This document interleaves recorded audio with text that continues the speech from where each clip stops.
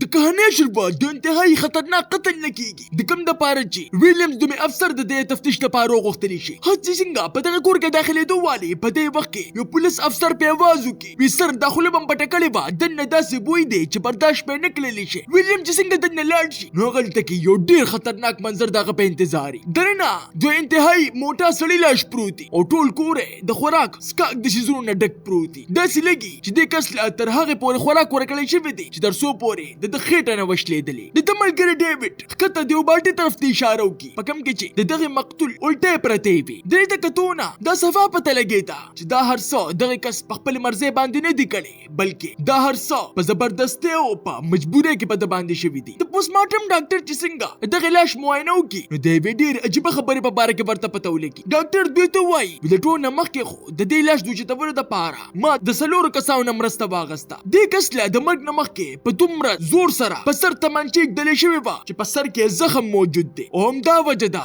چې ده د هغې پورې خوراک کړی دی چې تر څو پورې مړ شوی نو. د رپورټونو مطابق ده له مسلسل د 12 غنټو پورې خوراک ورکړی شوی دی چې څه د وجې مرۍ اوچه شوه او بیا په دومره تیزۍ سره چاپرله په ټکې خېټې باندې لته ورکړه چې کولمې ته نه رابار شو او مړ شو. ویلیم چې څنګه دا رپورټ خپل مشر ته وورئ نو د هغه یقین نه راځي. د هغه دا خیال چې دا چېرته د ذهني مریض کار دی کیدای شي د هغه د ده د موټاپۍ نه نفرت و. د دې په جواب کې ویلیامز ورته وایي وی که چېرې قاتل صرف دې مړ کول غوښتل نو په کار خو دا به چې ویشتلی دا دومره ظلم یې ورسره سره وجه کو او همدا وجه وي چې ویلیام د دې کیس د اخیستو نه انکار وکړي ولې چې هغه ته دا پته وي چې دې په حل کېدو کې به ډېر وخت لګي. اصل مسله دا وه چې د ویلیامز په ریټایر کېدو کې صرف 2 ورځې پاتې وي او هغه په دې کیس کې ځان ملوث کول نه غوښتل خو دې هر څه باوجود د افسر د دې کیس انچارج مقرر کړي. په سبا باندې د نښې پر ورځ باندې هم په دې ښار کې یو بل قتل وشي. دا کس په یو بلډینګ کې قتل کړی شوی وي چېرته کې چې د صحافیانو رش جوړ وي. دلته کې پته ولګي چې دلته کې هم یو کس قتل شوی دی او په دروازې باندې د هغه په وینه باندې یو لفظ لیکلی شوی دی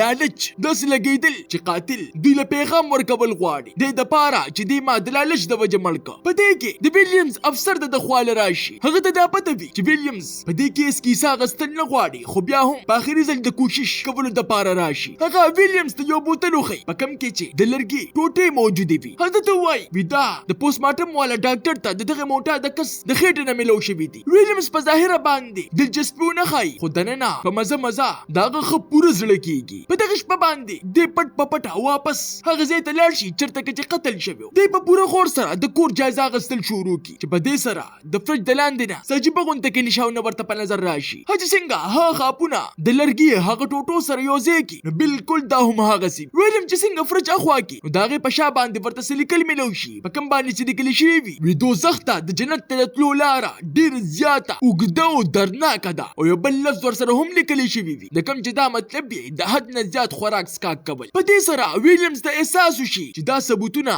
د قاتل غلطي نه بلکې د قصد یې پرېښودلي دي. ویلیام چې څنګه په دواړو قتلونو باندې سوچ وکړي نو په یوې خوفناکې نتیجې باندې ورسي. ده ته پته ولګي چې دا صرف شروعات دی او قاتل به نور هم 15 قتلونه کوي. هغه څنګه دا خبر خپل افسر ته وکړي نو هغه حیرانه پاتې شي چې په تپوس سره دی ورته وایي وایي دا څومره هم چې قتلونه کیږي دا ټول زمونږ د مذهبي کتاب مطابق کیږي. دا قتلونه دي د کوم ذکر چې زمونږ په کتاب کې راغلی دی 2 وشوه 15 لا پاتې دي. د ویلیامز د دې خبرو په اورېدو سره کمشنر پوه شي چې دا کیس معمولي نه دی. د 2 ګناهونو په بنیاد باندې دا قتلونه چېرې هم د عام کس کار د دې د وجې هغه دا غواړي چې ویلیامز هر څومره انکار وکړي دا کیس به همدې حل کوي. خو ویلیامز ورته یو ځل بیا انکار وکړي وی زه د دې ګندګۍ او د وینې او د دې قتلونو هر څه نه تنګ راغلی یم. ما چې څومره هم قاتلان ګیر کړي دي هغوی سره انصاف نه دی شوی خو د دې هر څه باوجود د قاتل پرېښودلې شوې اشارې دغه په ذهن کې مسلسل تاویږي. داسې لګي چې قاتل د قصد ته همدته را ثبوتونه ورښایي. په سبا باندې د ده ملګري ډیوډ چې څنګه پولیس سټیشن ته ورسي نو پته ورته ولګي چې د ویلیامز عهده اوس ماله راکړلې شوه. هغه څنګه په خپلې کرسۍ باندې کښېني په دې وخت کې د په موبایل باندې رنګ راشي کوم چې د ده د ښځې د ټریسي. ډیوډ هغې ته په خبر وشي د ډوډۍ په وخت کې ماته رنګونه مه کوه خو اصل خبره دا وه چې ټریسي ویلیام سره خبرې کول غوښتل دې دپاره چې نن شپې زمونږ سره یې خوراک وکړي ولې چې دوی دې ښار ته نه وي راغلي او یوازې یو. هغې دا غوښتل چې مونږ ټول په شریکه باندې لږ ګپ شپ ولګو چې یو بل وپېژنو. په دغه شپه باندې ویلیامز د دوی کور ته راشي. د روټۍ په وخت کې دوی ټول ګپې شپې لګوي چې په ګپ ګپ کې ټریسي په خندا کې د ویلیامز نه تپوس وکړي وي تا لا تر اوسه پورې واده ولې نه دی کړی چې ویلیامز والله د دې جواب په سنجیدګۍ سره ورکړي. زما په زندګۍ کې هم صرف یو جنیوا خو د بدقسمتۍ نه زموږ خبره مخکې لا نړه او خو شو چې لاړه ځکه چې ما سره څوک هم ډېر وخت تېري اخر کې زما نه نفرت پیدا کېږي چې دې په جواب کې هغه ورته وایي دا تپوس په زه خپل خاوند نه وکړم په دغه شپه باندې ویلیمز ته په اول ځل داسې احساس وشي چې ډیوډ واقعي یو خوش قسمت انسان دی ځکه چې د ټریسي غوندې ښځه ورته میلاو شوې ده د دې ملاقات د ټول نه غټه فایده دا وشي چې د ډیوډ او د ویلیمز په منځ کې تعلقات څه ناڅه شي او اوس زوړ نفرت یې په مزه په مینه کې به بدلېدو شي د خوراک نه پس ډیوډ د کیس ټول فایلونه په میز باندې خواره کړي او دواړه په سوچونو شي چې خیر موږ داسې څوک چې دا قاتل ګیر کو ویلیمز ورته وایي دا قاتل هر یو قتل په ډیر سوچ او سمج باندې کوي خلکو لا دا پیغام ورکول غواړي چې ما دا قتل له څه په بنیاد باندې وکړ ډیوډ هم دا خبره ومني وی بالکل خلک اکثر د خدای نه یریږي خو چې کله د تمانچې د لاندې نه راشي په خپل باندې خپل ګناهونه ظاهر کړي دغه دواړه ټوله شپه د تصویرانو د رپورټونو او د ثبوتونو په کتو کې تیره کړي خو دې باوجود یو ثبوت ورته هم میلاو نشي د ویلیمز مزغوله یو سوچ راشي د لالچ په بنیاد باندې چې کوم سړی قتل شوی دی کېدای شي دا ښځې ته د څه خبرې په باره کې پته وي ولې چې قاتل د هغې په تصویر باندې په وینه باندې چشمې جوړې کړې وي په سبا باندې دوی هغې ښځې سره د ملاوېدو دپاره لاړ شي کومه چې د حد نه سیوا یېرېدلي دومره یېرېدلي وي چې تصویر هم په سې طریقې سره ونه کتلی شي خو بیا ناڅاپه د هغې نظر په کمره کې لګېدلې په یو پینټنګ باندې پروزي چې په یېره کې دوی ته وایي وي دا پینټنګ الټه لګېدلې دی په دغه شپه باندې ویلیمز او ډیوډ واپس هغې ځای ته لاړ شي دوی په ډېرې باریکۍ سره د هغې ټولې کمرې د یو دیوال مشاهده وکړي چې په شروعات کې ورته هیڅ هم په نظر رانشي او ډیوډ په مایوسۍ کې درته وایي وي کېدای شي قاتل مونږ غلطول غواړي چې ویلیمز ورته دې په جواب کې وایي وي داسې چرې هم نشي کېدی غور وکړه خامخا دلته کیسه شته دې پوډر په لاسونو باندې ولګوي او چې څنګه په دیوال باندې لاس کېږدي نو ناڅاپه د ګوتو خاپونه پرې راښکاره شي تفتیشي ټیم چې څنګه په هغې باندې خاص قسمه لیټونه ورغورځوي نو یو بل خفیه پیغام ورته په نظر راشي کوم چې هی قاتل د ګوتو په خاپونو باندې لیکلی اوس مسله دا وه چې په دغه زمانه کې د ګوتو د خاپونو د معلومولو دپاره کمپیوټر دپاره به 2 ورځې ټیم پکار و چې دوی دپاره اوس د انتظار نه علاوه یوه لاره هم موجوده نه وه 2 ورځې بعد اخر نتیجه راشي او هغه د ګوتو خاپونه یو مجرم سره میلو شي د کوم نوم چې ویکټر وي دوی چې څنګه د ویکټر د پولیس ریکارډ چک کړي نو هغه د حد نه سیوا خرابي په هغه باندې د منشیاتو د غلا د ډاکې او حتی چې د بدفعلي کیسونه پې هم درج شوي خو دې باوجود هغه په جیل کې نه وي هغه داسې وکیلان ساتلي چې هر ځل د قانون نه بچ کوي او په هغې وکیلانو کې یو وکیل ایلیګون هم و هغه کس کوم چې قتل کړی شوی و د چا په کور کې چې دوی ته خاپونه میلو شوي و د ویکټر د ګیرولو دپاره د پولیس پوره ټیم دغه د کور راتو شي د دې دپاره چې هغه چېرته هم ونه تښتي خو چې څنګه دوی دننه ور داخل شي نو داسې منظر وویني چې دوی د خپلو نه ځمکه وتښتي هغه کور د دننه د راغورځېدو په حالتو د کلونو راسې په هغې کې څوک ور داخل شوي هم نو پولیس ویکټر له اواز ورکړي موږ ته ځان حواله کړه خو هیڅ قسمه څه جواب رانشي په ګرځېدو کې پولیس اخر ویکټر را معلوم کړي کوم چې په کټ کې څادر اچولې وي یو پولیس ورته په ګپ کې وایي وي راځه باقي خوب به په جیل کې وکړي خو چې څنګه د هغه نه څادر لرې کړی شي دوی په خپلو سترګو باندې یقین نه راځي د ویکټر لاش سقا شوی پروت وي او په دیوال باندې د ده په وینو باندې لیکل شوي وي ناراستیا په دغه کمره کې دوی ته بلها تصویران میلو شي یو تصویر پکې داسې هم وي کوم چې صرف 3 ورځې جوړ وي او یو تصویر پورا یو کال د کوم چې دا مطلب و چې قاتل یو کال مخکې ویکټر په دغه کټ باندې تړلی او لاش یې اوس تر دې حده پورې سقا شوی و چې په کټ پورې نښتلی یو افسر دغه لاش په غور سره معاینه کوي چې ناڅاپه ویکټر په چغو شي د دې په لیدو سره دغه ټول سخت ویریږي او دماغ سره د هسپتال ته بوزي چې هغلته کې ډاکټر دوی ته وایي چې د ویکټر حالت د نازک حده پورې خراب دی دوی تقریبا د یو کاله پورې د ځای نه دی خوځېدلی دی د وجې وجود یې کار پرېښودلی دی دغه په وجود کې ډاکټر ته نشه او دویان میلو شي د کوم چې دا مطلب و چې قاتل د قصده دی ژوندی ساتل غوښتل دی دپاره چې تکلیف د وجې دی مړ نشي ډاکټر دوی ته وایي چې دې خبرې نشي کولی او دله تیز رڼا هم ښه نه ده ولې چې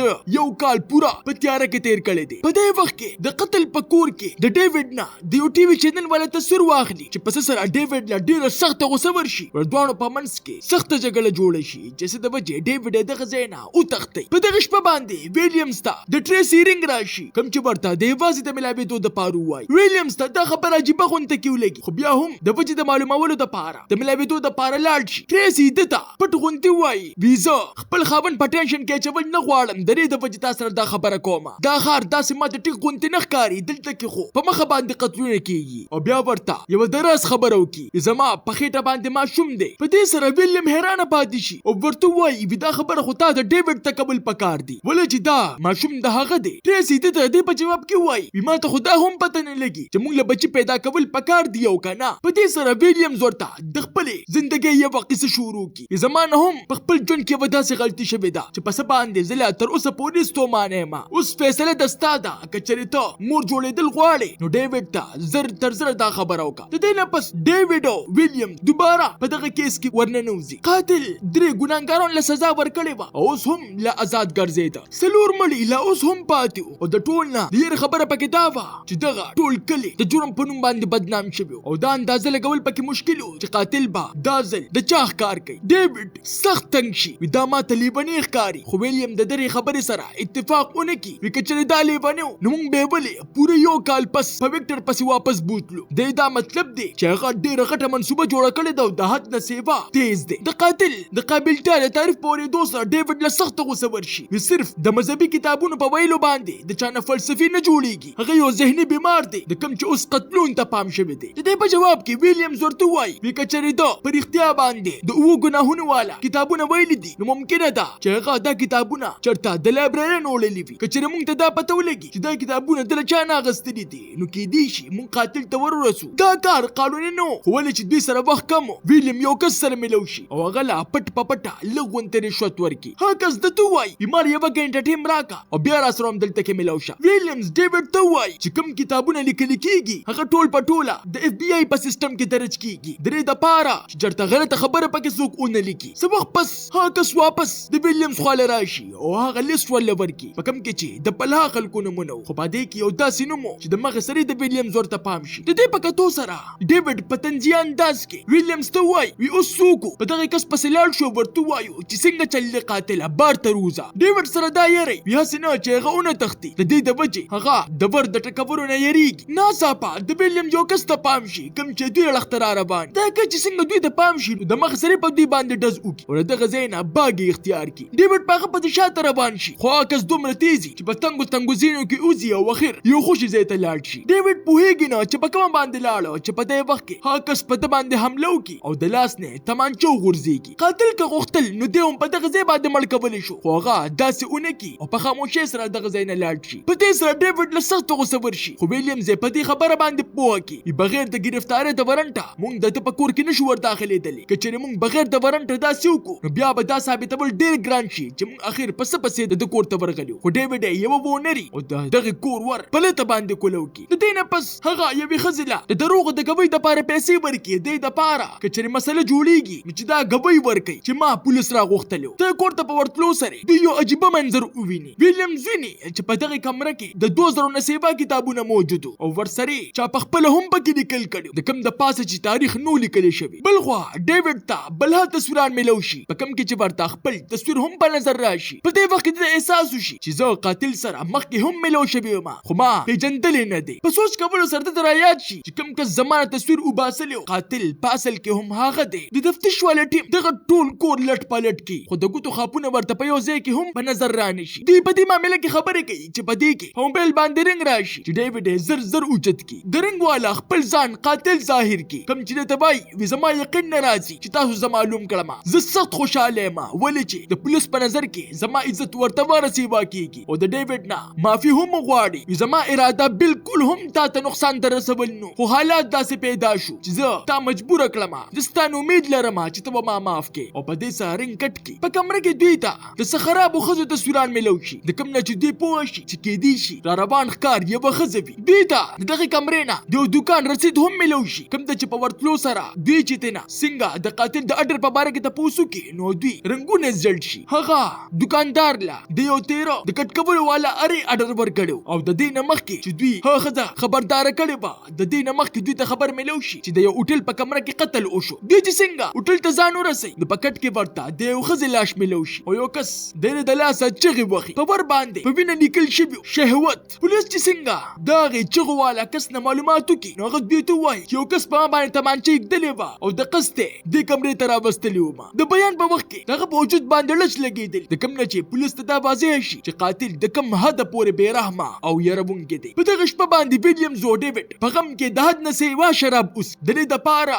چې دغه یروونکي منظر ته ځان نه هیر کړي. په نشه کې ډیوډ د ویلیمز نه تپوس وکړي وي ته اخر داسې ولې خودغرضه او بې حسه، چې دې په جواب کې ویلیمز ورته وایي زه هم په یو وخت کې ستا غوندې ومه خو دې ښار رانه داسې شی جوړ کړو. دلته کې د محنت نصیبه غلا غونډې او د زندګۍ د جوړولو نه آسان کار دلته کې قتل کول دي. دې په جواب کې ډیوډ درته وایي وي ښه اوس پوه شومه لکه ته صرف د دې د وجې داسې شوې چې تا دا حالات ولیدل او صاحب د سره پروا نه کې. زما خو دا خیال دی چې هر څومره خراب حالات وي دا هر کله ټیک کیدی شي. د ډیوډ دا خبرې د ویلیمز زړه ته کوزي شي او دومره په سوچ کې لاړ شي چې په دغه شپه باندې له سره اوده نه شي. په سبا باندې په ایمرجنسي هیلپ لاین باندې یو رنګ راشي چې د رنګ کولو والا دوی ته وایي وي ما یو قتل وکړو. ویلیم چې څنګه د رنګ په ویلې شوې پته باندې ورسي نو هغلته کې د یوې بلې ښځې لاش پروت وي، د کوم خواته چې په دیوال باندې لیکل شوي وي غرور. ډاکټر چې څنګه د لاش د مخ نه کپړه خوا کړي نو پته ولګي چې قاتل د دغې ښځې د مخ نه سرمن لرې کړې ده او پوزې یې ترنه هم کټ کړې وه. د دغې ښځې په یو لاس کې موبایل او په بل لاس کې د آرام ګولې. ویلیمز وایي وي اوس صرف او صرف دوه ګناهونه پاتې دي، غصه او د حسد والا، چې دا کیس چرې هم نه پرېږدمه که زه ریټیر هم شمه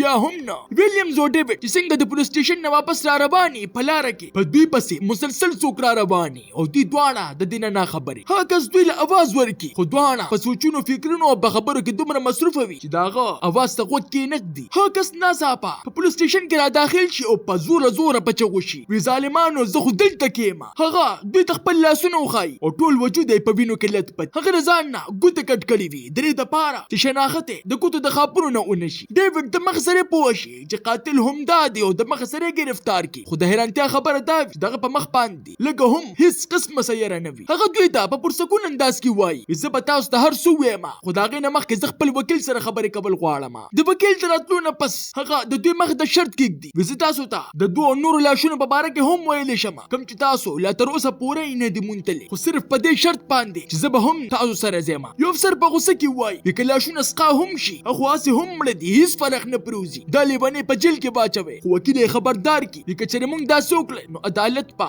دې ذهني مریض تصور کړي ور سزا نه به واپس بچ شي او بیا د میډیا نه هم څو خلاصوي. هغوی به بار بار دا خبره کوي چې پولیس د لاشونو پروا ونه کړه. په دې سره ډیوډ او ویلیمز مجبورا رضا شي او قاتل د ځان سره په ګاډي کې کېني او د قاتل په ویلې شوې پته باندې روان شي. په لاره کې ډیوډ د قاتل نه سوال وکړي وي تا دا هر څه ولې وکړل چې په سره قاتل په خندا شي وي که چېرې ته په چا باندې لاس واچو نصیحت ورته وکړې نو هغه په دې باندې چېرې هم عمل نه کوي او که چېرې ته د لاس اچولو په ځای باندې په تبر باندې ووښې نو هغه بیا عمل کولو ته مجبوره شي. ډیوډ ورته وایي وي ته په هوایي دنیا کې صرف 2 میاشتې پس تا به ټول خلک هېر کړي، خو قاتل د دې خبرې د منلو نه انکار وکړي زما دا یقین دی چې ما به خدای بخي ما ګناهګارو له د ګناه سزا ورکړې ده، خلک به ما هر وخت په ښه باندې یادوي. ډیوډ پوه شي چې دا کس واقعي ذهني مریض دی. په دې وخت کې ویلیام ګاډي ودرې او د مغز سرې اخوا دېخوا په کتو شي داسې لګي که چېرې هغه ته د خطرې احساس وشو. په دې کې دوی ویني چې یوه ډبه په ډېره تیزۍ سره دوی لښته را روانه ده. ویلیامز د مغز سرې ور مخکې شي او هغه ډبه ودرې په کوم کې چې یو یېرېدونکی کس ناست دی. د تلاشۍ نه پس دوی ته پته ولګي چې هغه صرف د ډیلیوري والا دی. هغه دله یوه ډبه ورکړي وي دا ماله چا راکړې وه چې دا به ډیوډ نومې کس له ورکړي. ویلیامز ترنه هغه پیکټ واخلي او هغه ته د مغز سرې د دې ځای نه تلو دپاره ووایي. ډیوډ د لرې نه چغې وهي چې په دې کې څه دي، خو ویلیام چې څنګه دغه ډبې کولو کړي د هغه په مره کې لاړې وچشي. هغه ډیوډ ته چغې ووهي وي دلته را نه شي موږ د ده په چال کې راګیر شوي وو. ویلیام په پوره طاقت سره د ډیوډ د ودرولو کوشش وکړي خو اوس ډېره ناوخته شوي. قاتل په پرسکون انداز کې دوی ته ووایي وي کاش زما زندګي هم د ستا غوندې وه چې خدای راله ستا د ښځې ټریسي غوندې اخلاقي او معصومه ښځه راکړې وه. د دې پورېدو سره د ډیوډ د خپو نه څه وخیږي ښه پوه شي چې په دغه ډبې کې د ټریسي کټ شوی سر دی. قاتل درته وایي وي زه حسد یم او ته ما له د غوسې راوستو واله. ویلیام ډیوډ ته په چغو شي وي ډیوډ دې چې څه غواړي هغه ته له ورنکړي کوم چې دی غواړي، خو قاتل ډیوډ په مخه باندې لمسوي وي که چېرې تا زه پرېښودمه نو ته به بې قصوره پاتې شي او که چېرې مړ دې کړمه نو ته به هم زما غوندې قاتل شي. د ډیوډ لاسونه رپېږي او په ذهن کې مسلسل د ښځې خیالونه خنداګانې او اداګانې تاویږي چې اخر تمانچه راوچته کړي او قاتل ته یې راواړي. د ویلیام د سترګو نه اوښکې هم بهیږي او ورسره یې ده ته مینت هم کوي وي مهرباني وکړه داسې ونه کړي، خو په هغه کې د انتقام داسې اور بلیږي چې چا هم ونه مني او ډز ترې نه پورته کړي چې بس سره یې قاتل د خپل کار د مکمل کولو نه پس د ده په لاس باندې ځان مړ کی. په لږ ساعت کې دغلته کې د پولیس ګاډي راورسي. خو اوس دغلته کې هغوی ته څه هم نه وي پاتې. ویلیمز یو سیټ ته ولاړ وي او په زړه کې یې سره هغه غم هم وي د کوم نه چې د تیښته غوښتله. دا کیس ختم ضرور شي خو دا ویلیمز او د ډیوډ په زړه کې د همیشه د پاره ژوندی پاتې شي. تاسو ته دا نانه کہانی څنګه ولګېده؟ ما ته خپل قیمتي رائے په کمنټ کې ضرور راکړئ. ملاویږو په یو نوې ویډیو سره. مال راکې اجازت. بای بای.